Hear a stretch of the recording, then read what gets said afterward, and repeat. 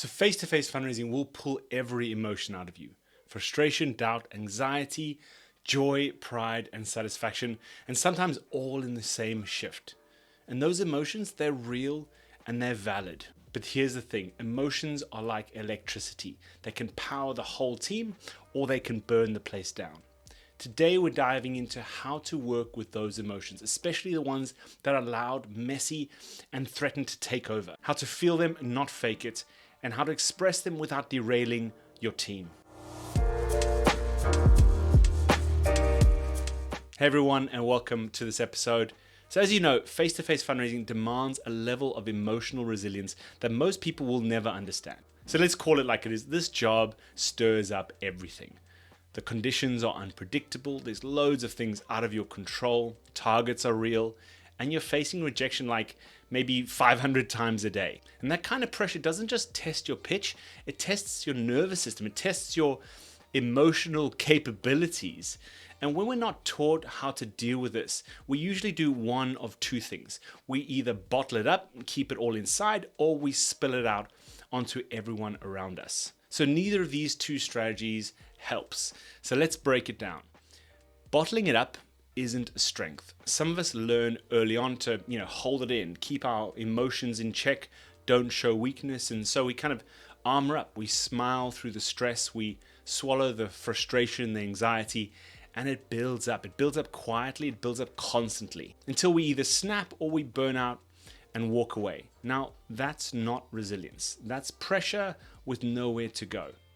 So let's talk about spilling. Now, one of the things I think is really great is that people seem to be far more aware these days of the value and benefit of sharing and talking about our emotions and what's going on. But there's a very big difference between sharing our emotions in a productive way and just spilling this out onto everyone around us. I've seen this more times than I could possibly count. Venting nonstop or being really negative in group chats or in team or even channel WhatsApp groups, bad moods spreading on turf and dragging everyone around them down. Now, this isn't expression, this is leakage, right? And that leak can poison the whole team. People absorb it whether they want to or not. Now, as I said, I'm a big believer in expressing emotions, but it has to be done with care. Bottling isn't healthy, spilling causes a lot of harm. So what works? Emotional regulation. Feeling your emotions fully, but choosing how, when, and where to express them. Ask yourself, is this the right moment? Is this the right person? Will this conversation move things forward? Because sometimes the best thing to do is wait. Speak to a team leader or a coach, organize a one-to-one or a phone check-in. It could even be a break time that maybe you pull someone aside and you share what's going on. You can journal this out on your phone or a notepad to make sure you're able to express that, even if it's to yourself for the time being, until you can find the right person and the right time to share it. That's not fake, it's intentional and it's productive, because ultimately that's what we want, right? We want to feel release, we want to feel better, we want things to move forward in a productive manner.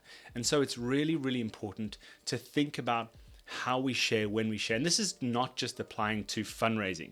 This applies to all relationships, all interactions with other people. This is a really important and valuable skill, to be able to regulate your emotions and actually take control of when, how, and who you share them with. And one other thing to keep in mind is there are always more sides to each story. So if someone did something or didn't do something, or a decision was made that upset you, be open to a different perspective. Be open to understanding what happened from a different point of view. Now, it doesn't mean we have to be happy about it, but it's important to healthy relationships. So here's your challenge. Start noticing your emotional habits. Are you bottling? Are you spilling? Or are you learning to channel that energy? So this job will bring things up. It's just part of the deal. But how you work with it, that's your choice. That's your responsibility.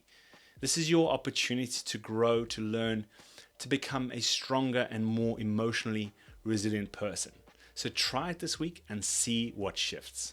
Now, I've done both, bottled things out and spilled them out, and neither of these things helped or felt good, but I've learned to regulate in my emotions better, and like any skill, it's something you have to practice and you have to put effort into. And I would say most days I get this right, which is great, but I've practiced it. And I've seen how much better my relationships, my performance, and my personal peace is. If you enjoyed this episode and got something out of it, leave me a comment below. I'd love your support for the channel, maybe even just share this with someone who needs to hear it. And as always, stay inspired and keep fundraising.